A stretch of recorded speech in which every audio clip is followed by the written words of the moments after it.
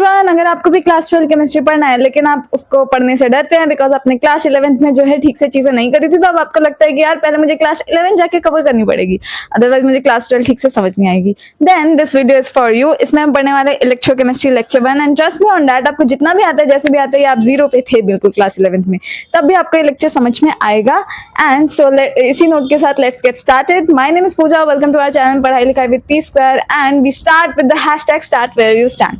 मतलब आपको जितना भी आता है, जैसे भी आता है, जो भी आता है, उसी चीज के साथ हम साथ में आगे बढ़ेंगे, पढ़ेंगे और नॉलेज को इम्प्रूव करते हुए जाएंगे। So let's get started. So hi everyone, welcome to our channel and आज के वीडियो में हम पढ़ने वाले हैं lecture 1 of electrochemistry. So without any delay let's get started. सबसे पहले तो हमें पढ़ना क्या है आज। First of all we will take the introduction of electrochemistry, electrochemical cells. More specifically आज हमें पढ़ना है Daniell cell and then electrode potential, cell potential and how to calculate the cell potential. अगर इस लेक्चर के खत्म होने के बाद में आपको ये सारे जवाब मिल पा रहे हैं, इसका मतलब ये है कि आपका जो लेक्चर देखना है वो सफल रहा। सबसे पहले तो मैं यही बोलूंगी कि ये चैप्टर जो है बहुत ही इम्पोर्टेंट है। थोड़ा सा बड़ा चैप्टर है बट डजेंट मीन कि मुश्किल है। ठीक है, इम्पोर्टेंट है, वेटेज भी इसकी अच्छी खासी रहती है और फिजिकल केमिस्ट्री में सबसे भारी चैप्टर यही है। शुरुआत करते हैं। सबसे पहले तो मैं शुरू करना चाहूंगी ऑक्सीडेशन और रिडक्शन क्या होता है इस चीज से। देखो 11th में अगर तुमने पढ़ा है तो बहुत अच्छी बात है, नहीं पढ़ा है, जितना भी आता है जो भी आता है ठीक है, कोई दिक्कत वाली बात नहीं है। अगर क्लास 11th नहीं भी आती है और इस वीडियो पे हो, इट्स एब्सोल्युटली फाइन, इलेक्ट्रोकेमिस्ट्री अच्छे से समझ आ जाएगा। देखते हैं सबसे पहले कि ऑक्सीडेशन और रिडक्शन क्या है। ऑक्सीडेशन का मतलब है लॉस ऑफ इलेक्ट्रॉन्स, ठीक है, एंड रिडक्शन का मतलब है गेन ऑफ इलेक्ट्रॉन्स, है ना। देन एक एग्जाम्पल समझो, लॉस ऑफ इलेक्ट्रॉन से मैं कहना क्या जा रही हूँ। फॉर एग्जाम्पल मेरे पास यहाँ पे था जिंक मेटल, ठीक है, इसने ऑक्सीडाइज होके मतलब इलेक्ट्रॉन को लूज कर दिया, तो जिंक 2 पॉजिटिव की स्टेट में ये आ गया और 2 इलेक्ट्रॉन इसने लूज कर दिए। तो यहाँ पे तुम देख पा रहे हो कि इलेक्ट्रॉन जो है तुम्हारे पास प्रोडक्ट वाली साइड पे है और 2 इलेक्ट्रॉन लूज किए, तो ऑब्वियस सी बात है +2 का चार्ज इस पे आना था, ठीक है। अब यही अगर मैं कहती कि जिंक 2 पॉजिटिव आयन है, इसने एक और इलेक्ट्रॉन लूज करके जिंक 3 पॉजिटिव बना लिया, तो ये भी इसका जिंक 2 पॉजिटिव की स्पीशीज का ऑक्सीडेशन ही कहलाता। ओके, तो ये चीज तो ऑक्सीडेशन में। अब रिडक्शन में फॉर एग्जांपल मैं इसी का रिवर्स कर दूं, मैं कह रही हूँ कि जिंक आयन था, ठीक है, इस पे मैंने 2 इलेक्ट्रॉन डाल दिए, तो इसने क्या बना दिया, जिंक मेटल, ठीक है। तो अब तुम देखोगे कि ये जो इलेक्ट्रॉन है ये रिएक्टेंट साइड पे पहुंच चुके हैं और जो आयन था उसने इलेक्ट्रॉन को गेन करके एक डिफरेंट स्पीशी बना ली है ना। अब देखो यहाँ तो मान लो मैंने 2 इलेक्ट्रॉन डाले हैं, बट अगर मैं कहती कि जिंक 2 पॉजिटिव ने एक इलेक्ट्रॉन को गेन करके जिंक 1 पॉजिटिव बनाया हुआ है, तो इस केस में भी गेन ऑफ इलेक्ट्रॉन तो हो ही रहा है, तो वो भी रिडक्शन ही कहलाएगा, ठीक है। ये तो हमारे पास ये चीज थी, तो ये चीज तुम्हारे दिमाग में उतर जानी चाहिए अच्छे से कि ऑक्सीडेशन का मतलब है लॉस ऑफ इलेक्ट्रॉन, रिडक्शन का मतलब है गेन ऑफ इलेक्ट्रॉन। याद रखने के लिए तुम एक और चीज कर सकते हो, ऑक्सीडेशन में भी ओ आ रहा है, लॉस में भी ओ आ रहा है, ठीक है, तो ऐसे तुम याद रख सकते हो। अब देखते हैं what is electrochemistry.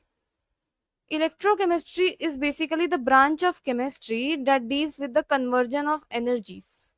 Not every energy, ठीक है, conversion of which energy? Chemical energy to electrical energy and electrical energy to chemical energy. इसके लिए हम इलेक्ट्रोकेमिकल सेल्स भी देखेंगे दोनों ही केसेस के लिए, ठीक है। तो इतनी चीज तुम्हें क्लियर होनी चाहिए। अब देखो इलेक्ट्रोकेमिकल सेल्स पे हम आते हैं। इलेक्ट्रोकेमिकल सेल्स क्या है? इलेक्ट्रोकेमिकल सेल्स है डिवाइसेस जो कि इलेक्ट्रोकेमिस्ट्री पे वर्क कर रहे हैं, केमिकल एनर्जी को इलेक्ट्रिकल एनर्जी में कन्वर्ट कर रहे हैं या फिर इलेक्ट्रिकल एनर्जी को केमिकल एनर्जी में कन्वर्ट कर रहे हैं। यहाँ पे हमारे पास 2 तरीके के डिवाइसेस आते हैं, galvanic cell also known as Voltaic cell and electrolytic cell। Electrolytic और इलेक्ट्रोलाइटिक जो भी तुम लोग बोलते हो, ठीक है। तो इलेक्ट्रोलिटिक सेल, अब मेनली जो हमें डिटेल में पढ़ना है वो गैल्वेनिक सेल का ही एक एग्जांपल पढ़ना है, दैट इज आर्डेनियल सेल, बट इलेक्ट्रोलिटिक सेल के बारे में भी तुम्हें पता होना चाहिए। सबसे पहले देखो गैल्वेनिक सेल करता क्या है, केमिकल एनर्जी को कन्वर्ट कर रहा है इलेक्ट्रिकल एनर्जी में, और इलेक्ट्रोलिटिक सेल क्या कर रहा है, इलेक्ट्रिकल एनर्जी का यूज करके ये बना रहा है केमिकल एनर्जी, ठीक है। तो इलेक्ट्रिकल एनर्जी कन्वर्ट हो रही है केमिकल एनर्जी में। अब देखो दो तरीके के प्रोसेसेस होते हैं हमारे पास, स्पॉन्टेनियस एंड नॉन स्पॉन्टेनियस। तो स्पॉन्टेनियस प्रोसेसेस तो वो होते हैं जो नेचर खुद जो है सपोर्ट कर रहा है, कोई एक्सटर्नल एफर्ट लगाने की जरूरत नहीं है मुझे। तो इस टाइप के प्रोसेसेस होते हैं मेरे पास गैल्वेनिक सेल के अंदर, जहाँ पे मैं ये कह रही हूँ कि केमिकल रिएक्शंस खुद से सपोर्टेड बाय नेचर हो रही है और मुझे कोई एडिशनल एफर्ट नहीं लगाना पड़ रहा है, और वहां से मेरे पास इलेक्ट्रिकल एनर्जी बन रही है, ठीक है। बट इलेक्ट्रोलिटिक सेल में मैं कह रही हूँ कि नॉन स्पॉन्टेनियस प्रोसेसेस होते हैं, मतलब यहाँ पे मुझे एडिशनल एफर्ट लगाना पड़ेगा अगर मुझे इलेक्ट्रिकल एनर्जी से केमिकल एनर्जी बनानी है, ठीक है। तो यहाँ पे मैं एडिशनल एफर्ट के तौर पे क्या लगाती हूँ, मैं बैटरी को यूज करती हूँ। देखो गैल्वेनिक सेल में ना कोई एडिशनल बैटरी मुझे नहीं लगानी रहती, बट इलेक्ट्रोलिटिक सेल के अंदर मेरे को एक एडिशनल बैटरी लगानी पड़ेगी, क्योंकि मैं चाहती हूँ कि इलेक्ट्रॉन मेरी मर्जी से फ्लो करे, ठीक है, चाहे उसको नेचर वो डायरेक्शन सपोर्ट कर रहा है या नहीं कर रहा है, ठीक है। तो ये चीज याद रखो। फिर गैल्वेनिक सेल के अंदर ही जो है मेरे पास एग्जाम्पल आता है डैनियल सेल का, जो हमें पढ़ना भी है, ठीक है। और इलेक्ट्रोलिटिक सेल के अंदर मेरे पास एग्जाम्पल आता है इलेक्ट्रोप्लेटिंग।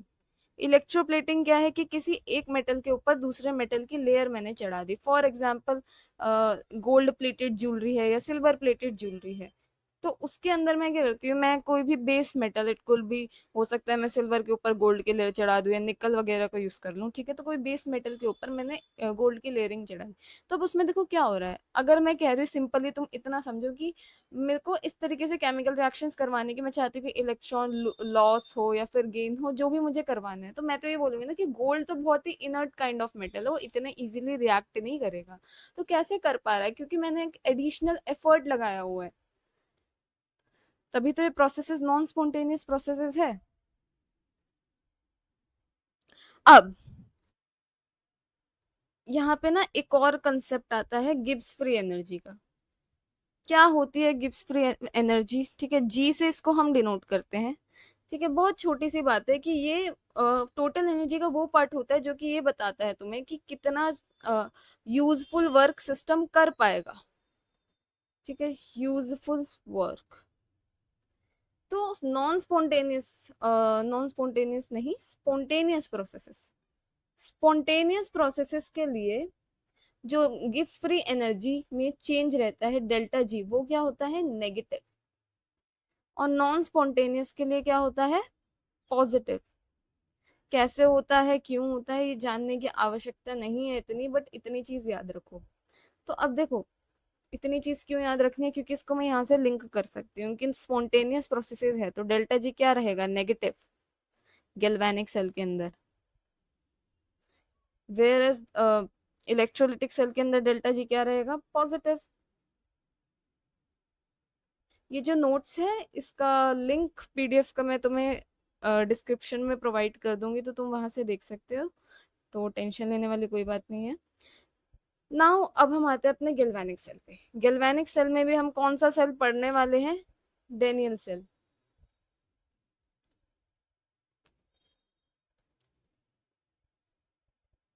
अब देखो सेल पे जाने से पहले मैं कुछ बेसिक टर्मिनोलॉजीज पे जाना चाहती हूँ। इलेक्ट्रोड एंड इलेक्ट्रोलाइट क्या होता है, electrode are nothing but metal strips. Metal strips जैसे कि जिंक का, कॉपर का, प्लैटिनम का, कुछ भी, ठीक है, रिएक्टिव भी हो सकता है, इनर्ट भी हो सकता है, बट मेटल स्ट्रिप्स, ठीक है। इलेक्ट्रोलाइट क्या है, इलेक्ट्रोलाइट उन्हीं मेटल स्ट्रिप्स का, मतलब जो मेटल का तुमने इलेक्ट्रोड लिया है उसी का तुम कह सकते हो सॉल्ट सॉल्यूशन।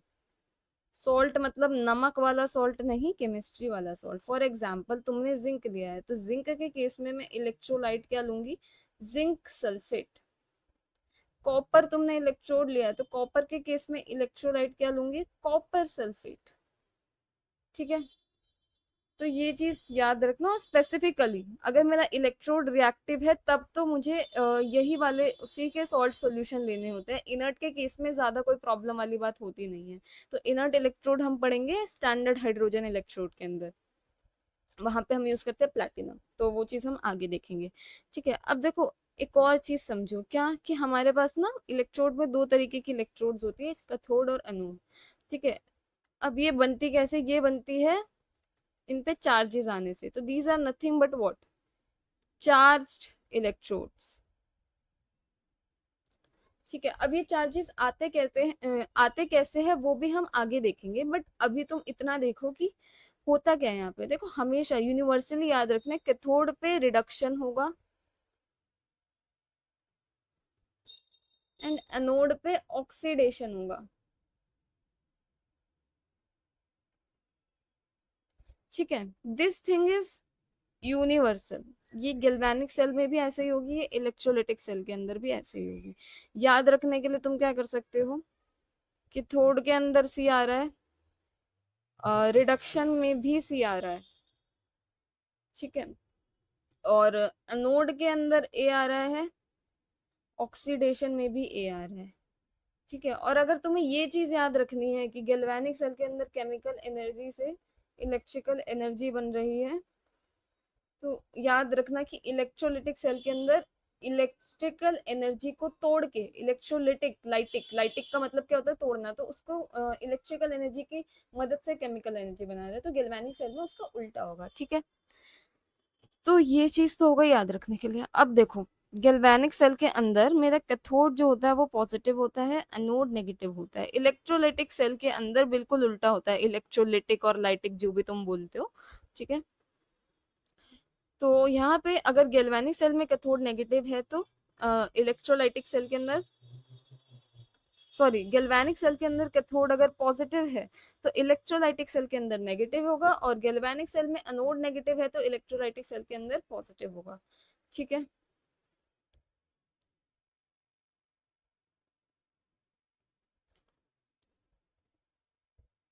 तो रिडक्शन क्या था, गेन ऑफ इलेक्ट्रॉन। ऑक्सीडेशन क्या था, लॉस ऑफ इलेक्ट्रॉन। कैसे याद रखोगे, लॉस में भी ओ आता है, ऑक्सीडेशन में भी ओ आता है। ठीक है,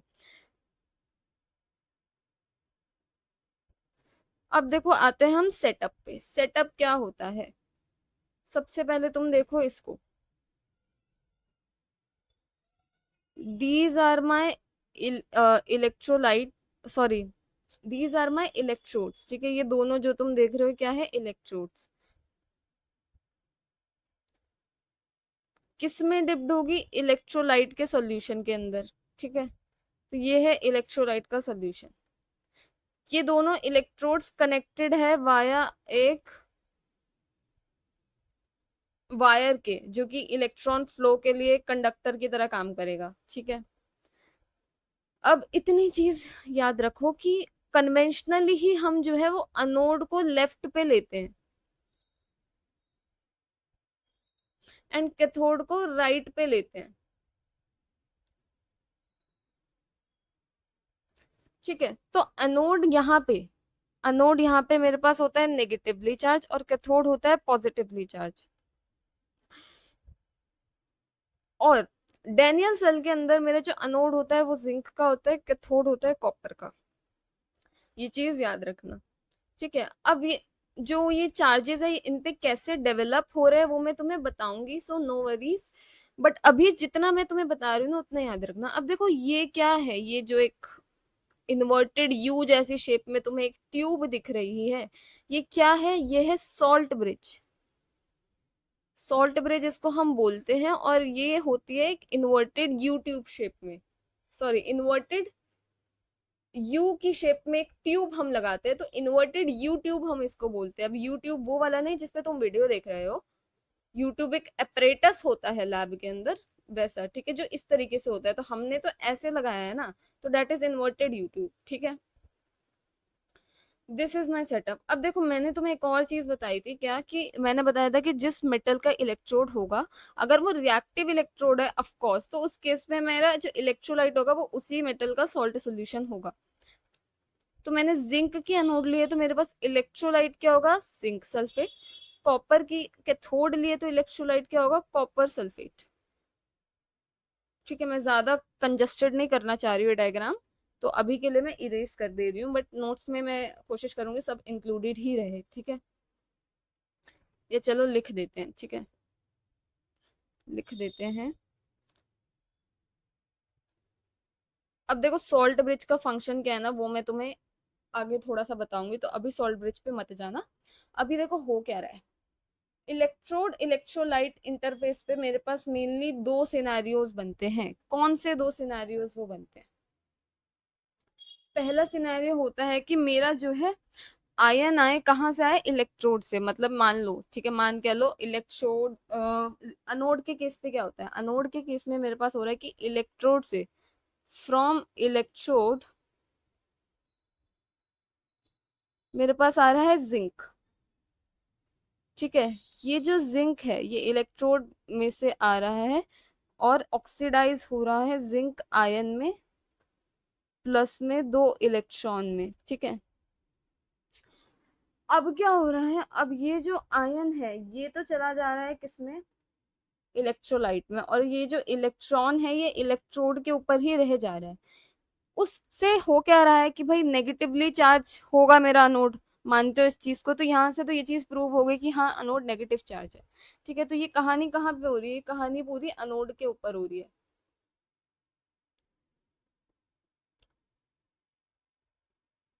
ठीक है, दूसरा केस क्या होता है कि फ्रॉम इलेक्ट्रोलाइट, देखो इलेक्ट्रोलाइट भी तो टूटेगा ना आयंस में, मानते हो कि नहीं मानते हो?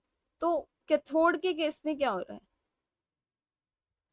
कैथोड के केस में तुम एक चीज समझो कि कॉपर सल्फेट है,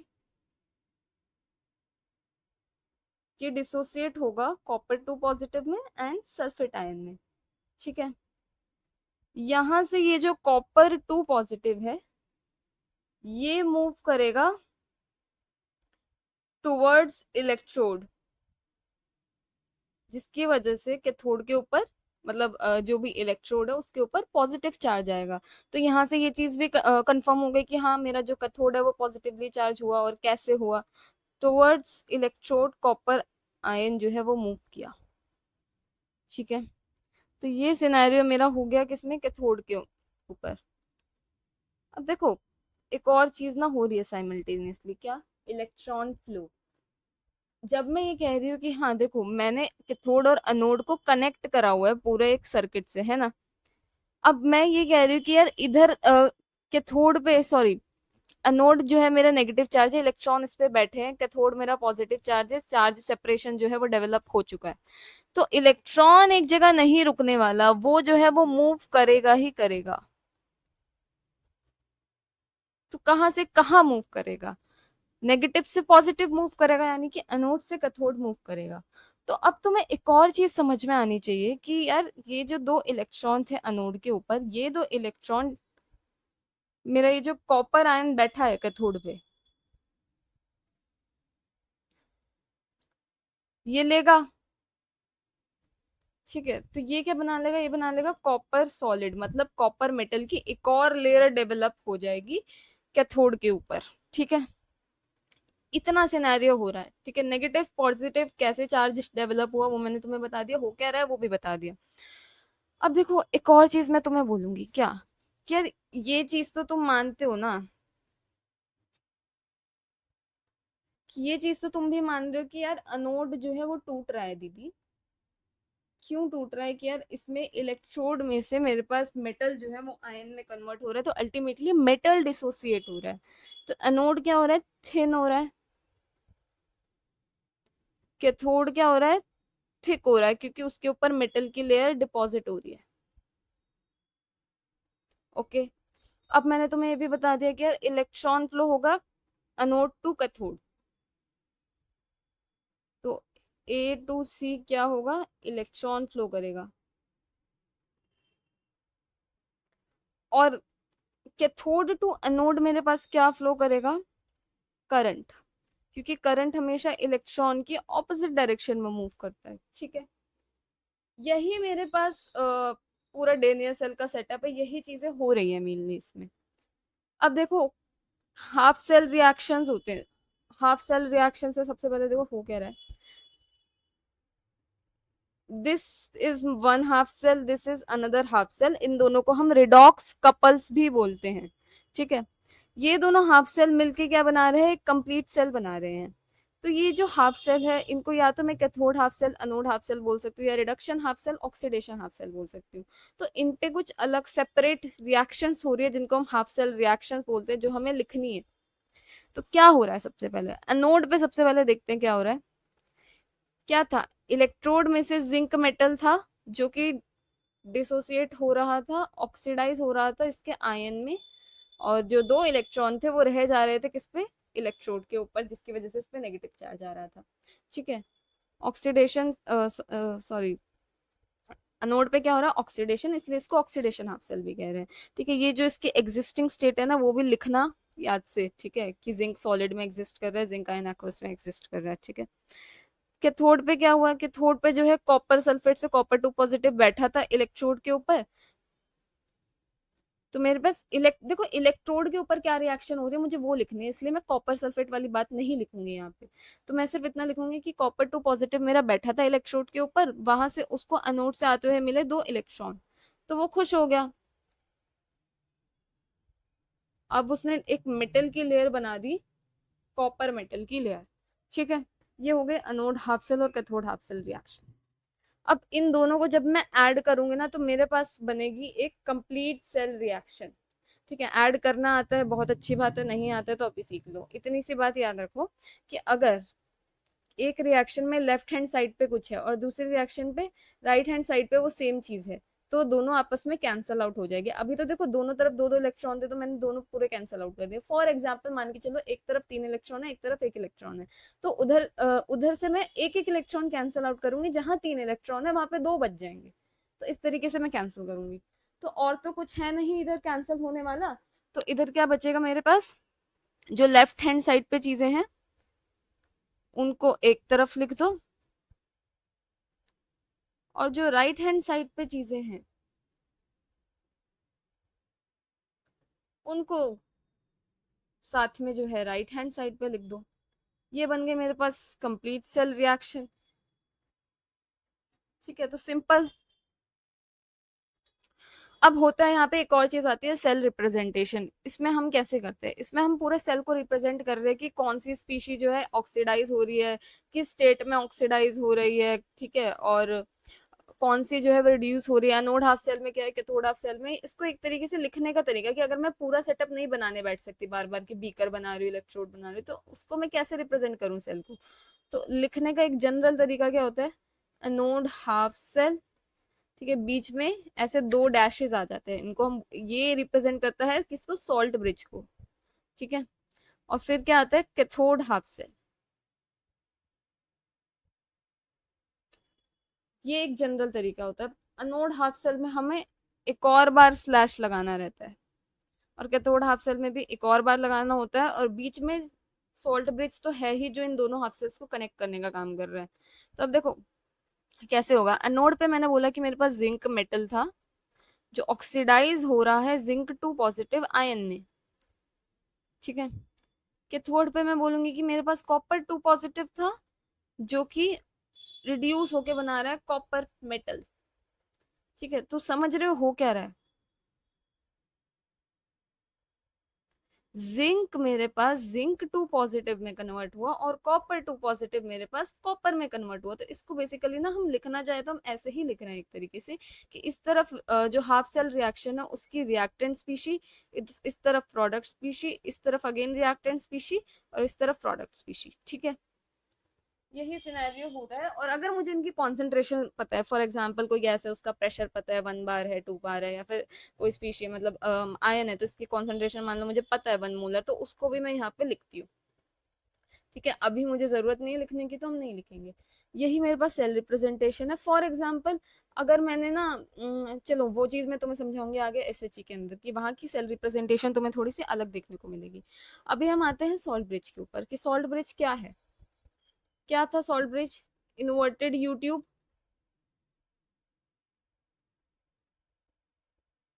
अब देखो एक्सटर्नली तो मैंने जो है कैथोड और एनोड को कनेक्ट कर दिया था वायर से, इंटरनली कौन कनेक्ट कर रहा है दोनों इलेक्ट्रोलाइट्स को? Salt bridge. ठीक है, तो इसको हम इंटरनल कनेक्शन भी बोलते हैं।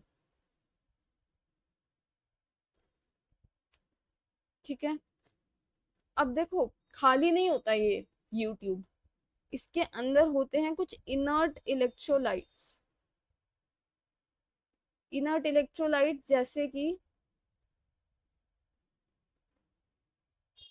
KNO3 या फिर KCl या फिर पोटेशियम सल्फेट। इनर्ट हम इसलिए रखते हैं क्योंकि हम नहीं चाहते कि ये जो है ये रिएक्शंस को हिंडर करे जो कि हाफ सेल्फ में हो रही है। ठीक है, तो इनर्ट हमारे रखने का पर्पस सिर्फ इतना है कि हम नहीं चाहते कि ये हिंडर करे रिएक्शन को जो कि ऑलरेडी हो रही है, तो do not hinder the reactions. अब देखो एक और चीज, एक खास बात बताऊं इन इलेक्ट्रोलाइट्स की, कि इनमें जो भी दो आयंस रहते हैं दोनों की मोबिलिटी सेम होती है। फॉर एग्जांपल जैसे कि K पॉजिटिव है, Cl नेगेटिव है। ठीक है, तो इन दोनों की जो मोबिलिटी है वो सेम या फिर काफी हद तक सिमिलर मोबिलिटीज रहेंगी। ठीक है, उसका भी एक पर्पस है। उसका पर्पस क्या है कि इट विल न्यूट्रलाइज, ठीक है, it will also neutralise both the half cells. Neutralise का मतलब क्या है?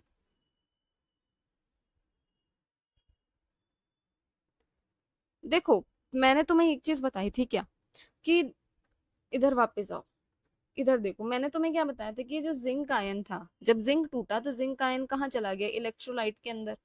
ठीक है, ऐसे ही जब इधर मेरे पास कॉपर सल्फेट टूटा तो कॉपर 2 पॉजिटिव तो इलेक्ट्रोड पे चला गया, लेकिन इलेक्ट्रोलाइट के अंदर क्या रह गया? ये सल्फेट आयन। ठीक है, मानते हो इस चीज को?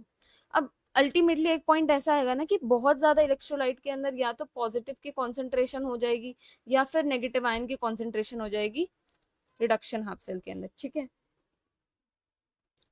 तो उस वजह से क्या होगा? उस वजह से वो रिएक्शन को प्रॉब्लम क्रिएट करेंगी। ठीक है, रिएक्शंस हो सकता है रुक जाए, तो हम नहीं चाहते, हम चाहते कि जो एक्यूमुलेशन ऑफ आयन हो रहा है ये रुक जाए।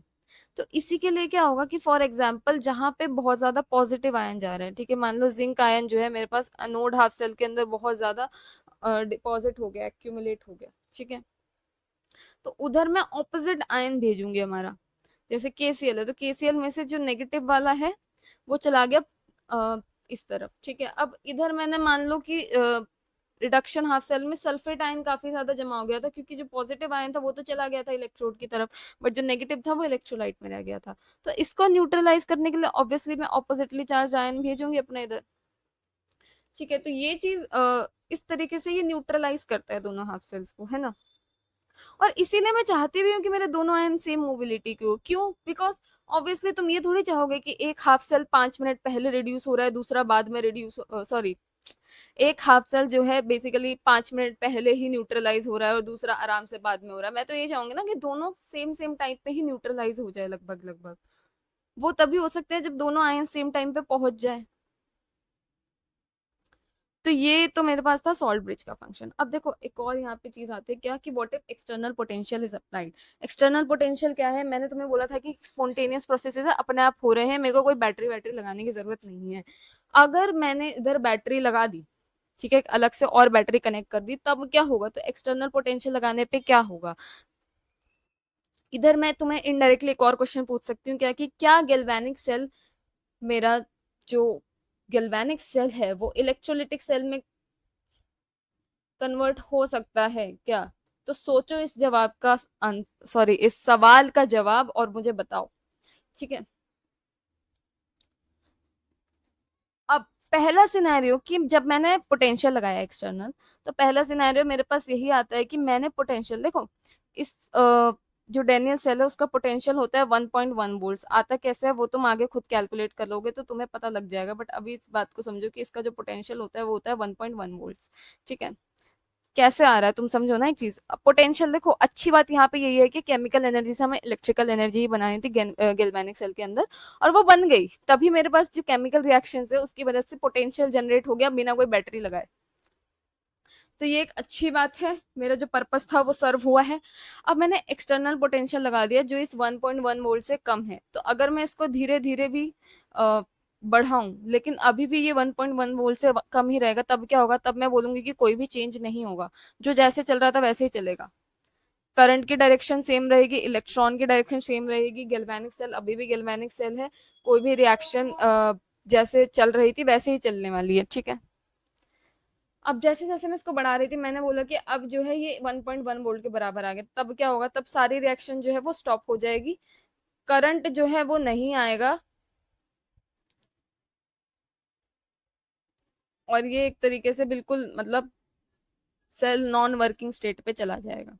अब देखो ये वाला सिनेरियो बहुत अच्छा है। ये जो मैंने तुमसे सवाल पूछा था कि गैल्वेनिक सेल को कन्वर्ट कर सकते हो इलेक्ट्रोलाइटिक सेल में या नहीं, उसी का जवाब है कि कन्वर्ट किया जा सकता है अगर मैं एक्सटर्नल पोटेंशियल लगा दूं 1.1 वोल्ट से बड़ा। तो अब ये जो सेल है ये इलेक्ट्रोलाइटिक सेल की तरह बिहेव करेगा, मतलब कि सारे रिएक्शंस जो है वो रिवर्स हो जाएंगे, करंट की डायरेक्शन रिवर्स हो जाएगी, इलेक्ट्रॉन फ्लो की डायरेक्शन रिवर्स हो जाएगी,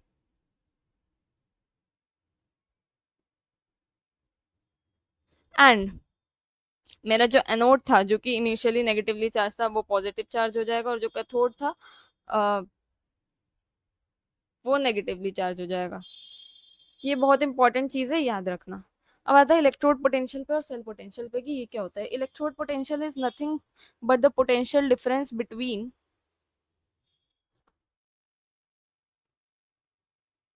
between electrolyte and electrode and electrolyte.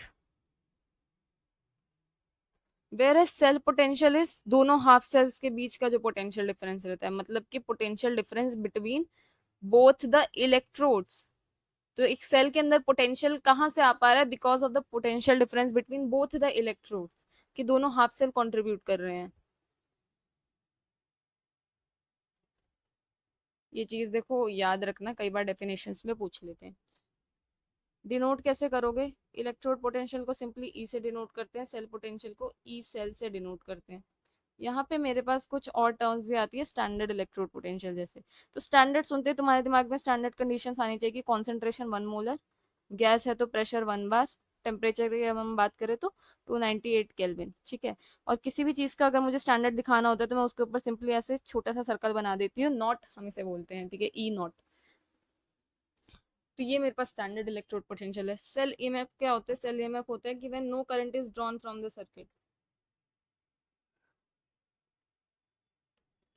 मतलब सर्किट जो है अभी ओपन है, इसमें से कोई करंट नहीं जा रहा। ठीक है, तो इसको हम एक तरीके से क्या बोल रहे हैं? Open circuit. तो ये सेल पोटेंशियल है बस ऐसे सर्किट का जहां से कोई करंट नहीं जा रहा। तो ये कहीं ना कहीं एक मैक्सिमम वैल्यू भी देगा, क्योंकि कोई भी एनर्जी लॉसेस हमें नहीं देखने को मिलेंगे। ठीक है, तो इसी को हम ईएमएफ बोलते हैं, इलेक्ट्रोमोटिव फोर्स। हो सकता है कहीं कहीं तुम्हें सेल पोटेंशियल की जगह पे, जैसे मतलब अगर हम ई सेल कैलकुलेट करते हैं तो कहीं कहीं पे तुम्हें जो है ईएमएफ बोला जाए तो कंफ्यूज नहीं होना है, वो सेल पोटेंशियल की ही बात कर रहे हैं डायरेक्टली और इनडायरेक्टली। ठीक है, अब यहाँ पे इकलौता फॉर्मूला ऑफ दिस लेक्चर क्या है ये भी हम देखते हैं। देखो मैं तुम्हें कन्वेंशनली बता चुकी हूँ कि राइट में हम कैथोड लेते हैं, लेफ्ट में हम अनोड लेते हैं। तो हमारे पास फॉर्मूला आता है E cell is equal to E C minus E A, मतलब electrode potential of cathode and electrode potential of anode. ठीक है, इलेक्ट्रोड पोटेंशियल में भी हम कौन सी बात कर रहे हैं? स्टैंडर्ड रिडक्शन पोटेंशियल की, ऑक्सीडेशन पोटेंशियल की बात नहीं हो रही है यहाँ पे।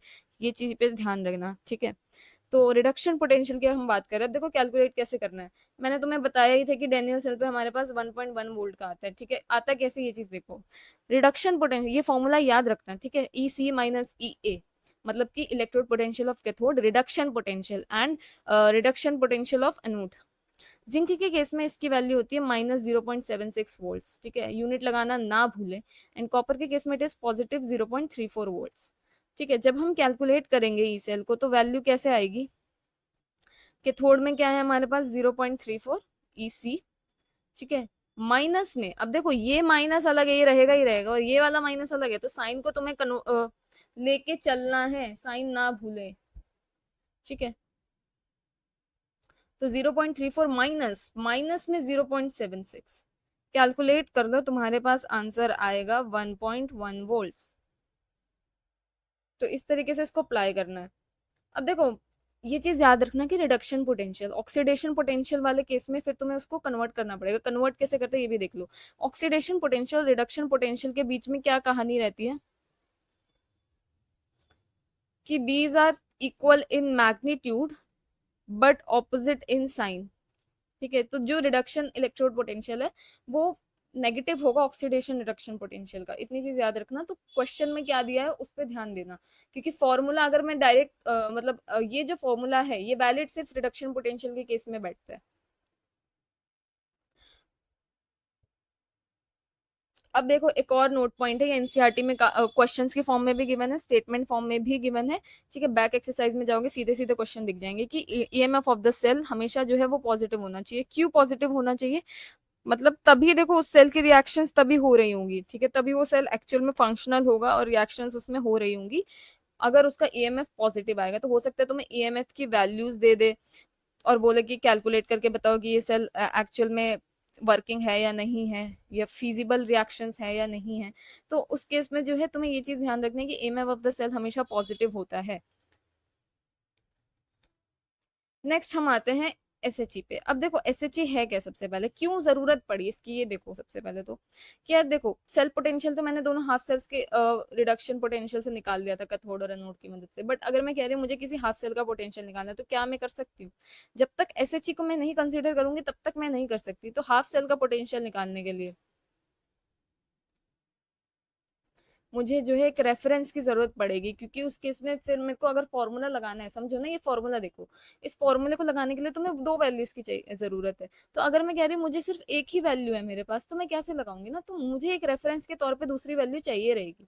ठीक है, अगर मुझे हाफ सेल का पोटेंशियल निकालना है, अदरवाइज मैं नहीं कैलकुलेट कर सकती। तो ये है क्या, ये S this is nothing but reference. ठीक है, रेफरेंस है, एक रेफरेंस हाफ सेल समझ लो। इसका पोटेंशियल जो है 0 वोल्ट्स हम कंसीडर करते हैं एट ऑल टेम्परेचर्स। ठीक है, तभी तो इसको हम रेफरेंस की तरह यूज कर रहे हैं। कितनी अच्छी बात है ना, 0 वोल्ट।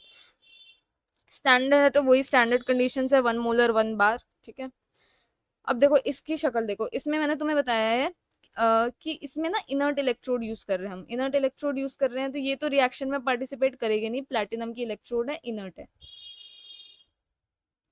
तो इसमें मैं अलग से अपने सेल के अंदर डाल रही हूँ H2 गैस। ठीक है, ये जो H2 गैस है ये एक्चुअल में रिएक्शंस में पार्टिसिपेट करेंगी। तो ये जो H2 है, मतलब ये जो H प्लस है ना, ये रिड्यूस हो करके H2 बनाते हैं। तो ये इसकी रिडक्शन इक्वेशन होती है, जिसको हम 0 वोल्ट ही कंसीडर करते हैं इसके रिडक्शन पोटेंशियल को। तो कोई वो वाली बात है नहीं इसमें।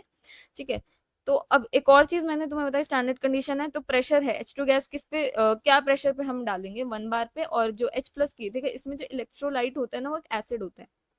मतलब कोई भी ऐसा एसिड जो मुझे H प्लस दे दे, तो H प्लस की कॉन्सेंट्रेशन क्या है, 1 molar. This is my setup of SHE, जो कि अगेन दूसरे हाफ सेल से कनेक्टेड रहेगा वाया वायर। देखो अब इसमें मैंने तुम्हें बताया था कि इसकी सेल रिप्रेजेंटेशन में जादू होने वाला है। कैसा जादू? ऑक्सीडेशन में जाओगे H2 से H प्लस। देखो मैंने तुम्हें बताया था ना इनर्ट इलेक्ट्रोलाइट है, ये रिएक्शन में पार्टिसिपेट नहीं करेगा, H2 पार्टिसिपेट करेगा। तो ऑक्सीडाइजिंग होगी तो कैसे होगी, H2 से H प्लस जा रहा है। ठीक है, अब मैंने बोला था कि रेफरेंस के तौर पे है, मतलब ये कोई एक हाफ सेल का रेफरेंस सर्व करेगा। यहाँ पे मान लो ये अनोड हाफ सेल का रेफरेंस सर्व कर रहा है। ठीक है, कैथोड हाफ सेल में मैंने कॉपर वाला इलेक्ट्रोड लगाया हुआ है, तो वहां पे जो है और मुझे उसका कैलकुलेट करना है, ये चीज समझो। तो मैंने अनोड पे क्या लिया, SHE ले लिया, और कैथोड पे जो भी मुझे हाफ सेल कैलकुलेट करना था उसका पोटेंशियल वो ले लिया। ठीक है, अब मेरा जो इनर्ट इलेक्ट्रोलाइट है इसको मैं अलग से एक स्लैश लगा के साइड में लिख दे रही हूँ। ठीक है, तो ये भी एक तरीका होता है इनर्ट इलेक्ट्रोलाइट को रिप्रेजेंट करने का सेल रिप्रेजेंटेशन के अंदर। This is my SHE। कुछ नहीं करना है, अगर तुम इसको कैलकुलेट भी करोगे तो मैं सीधा से यही बोल रही हूँ कि फॉर एग्जाम्पल ई सेल है, EC माइनस EA।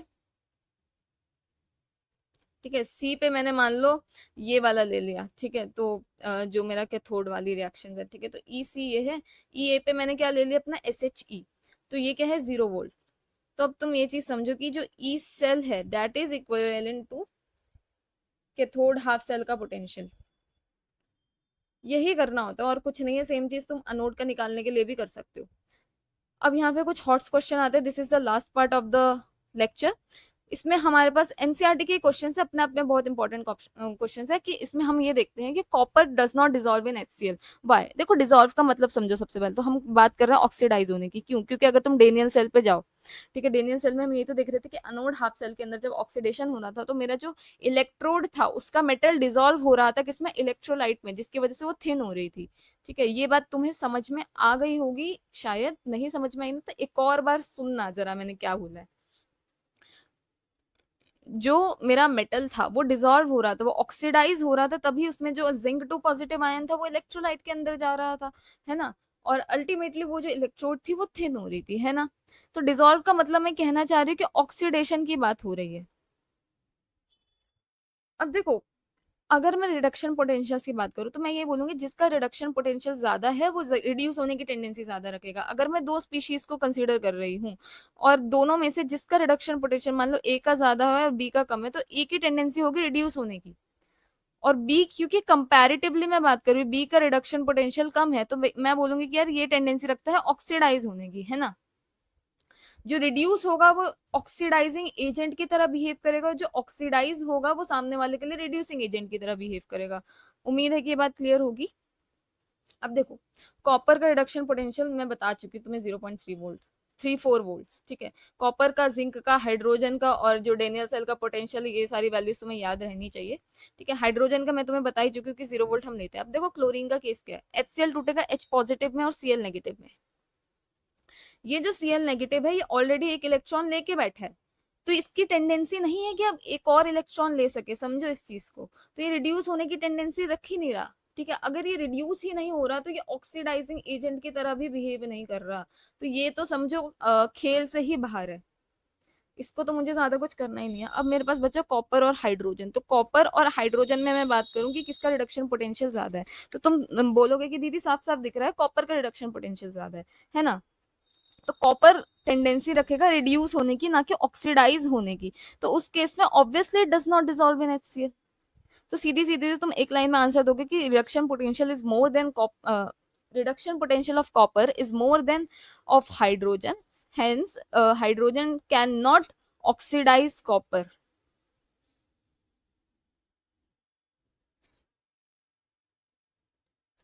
ये तो इसका इस सवाल का जवाब हो गया। अब एक और चीज आती है मेरे पास, नाइट्रिक एसिड HNO3। ये किस में टूटेगा? H प्लस और NO3 नेगेटिव में, ठीक है। अब H प्लस के साथ वही सेम सिनेरियो है कि यार कॉपर का पोटेंशियल क्या है? 0.34 वोल्ट्स। हाइड्रोजन का पोटेंशियल क्या है? 0 वोल्ट्स।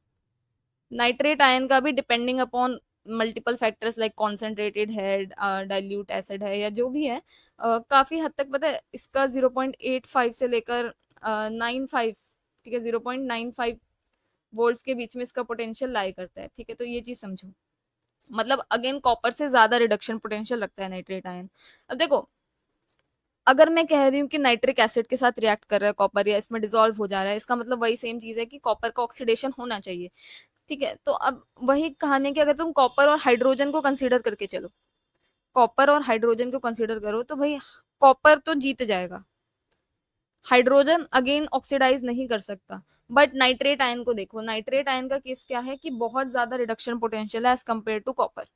तो नाइट्रेट आयन की टेंडेंसी यहाँ पे रहेगी रिड्यूस होने की, ठीक है। अब नाइट्रेट आयन की टेंडेंसी यहाँ पे रिड्यूस होने की रहेगी, तो it will behave as strong oxidising agent for copper, और उसको जो है वो ऑक्सीडाइज करा देगा, ठीक है। तो इतनी बात तो तुम समझ पा रहे हो ना कि क्या हो रहा है। नाइट्रेट आयन के रिडक्शन पोटेंशियल काफी ज्यादा as compare to oxidation, as compare to the reduction potential of copper, ठीक है। तो मतलब क्या कि इस केस में जो कॉपर की रिएक्शन हो पा रही है नाइट्रिक एसिड के साथ, that is not because of H positive ion, that is because of nitrate ion, ठीक है। ये चीज समझो कि nitrate ion is behaving as strong oxidising agent and it has the tendency to oxidise copper, that's why this whole thing is happening. ये हमारे पास इसका आंसर है। And thank you so much everyone. अगर आप यहाँ तक इस स्टेज तक रुक पाए हैं तो thank you very much. And please like share and subscribe to the channel Padhai Likhai with P Square। अगर ये वीडियो आपको अच्छी लगी हो और थोड़ी सी भी हेल्पफुल लगी हो तो प्लीज़ लाइक करना एंड कुछ भी अगर डाउट है या फिर कोई फीडबैक है, कोई सजेशन है, comment section is always open for them. So please बता के जाना, कुछ भी अगर है, डाउट्स अगर है तो पूछना, रिप्लाई करूँगी मैं खुद, so no worries about that. And बस यही है यार कि थोड़ा-सा एंड लेक्चर 2 जो है इसी वीक में अपलोड हो भी जाएगा। सो वो भी आप देख सकते हैं। क्वेश्चंस जो है इस लेक्चर के 1-2 क्वेश्चन, ज़्यादा कुछ तो इसमें हमने पढ़ा नहीं है, बट हाँ, 1-2 क्वेश्चंस जो है इस लेक्चर से रिलेटेड वो नेक्स्ट लेक्चर में मैं शुरुआत में लेके आऊँगी। एंड बस थैंक यू सो मच यार। और यही बोलूँगी कि 11th आती है, नहीं आती है, कोई दिक्कत वाली बात नहीं है। जहाँ पे जिस भी स्टेज पे हो, जितना भी आता है वहीं से क्लास 12 शुरू करो, कंप्लीट हो सकती है और अच्छे से चीज़ें समझ भी आ सकती है, तो कोई दिक्कत वाली बात नहीं है। और मैंने तुम्हें यही बोला था कि सवालों के जवाब अपने देख लेना मिले कि नहीं। What is electrochemistry, electrochemical cell, Daniell cell, electrode potential, cell potential and calculation of EMF. So उम्मीद है कि आपको इन सारी चीज़ों के सवाल जवाब सब समझ आ रहे होंगे। एंड अगर अगेन वही है कि अगर सब समझ में आ रहा है, सो मतलब ये लेक्चर आपके लिए सफल रहा, ये सारी चीज़ें आप डिकोड कर पा रहे हैं तो। And thank you so much for watching, bye bye.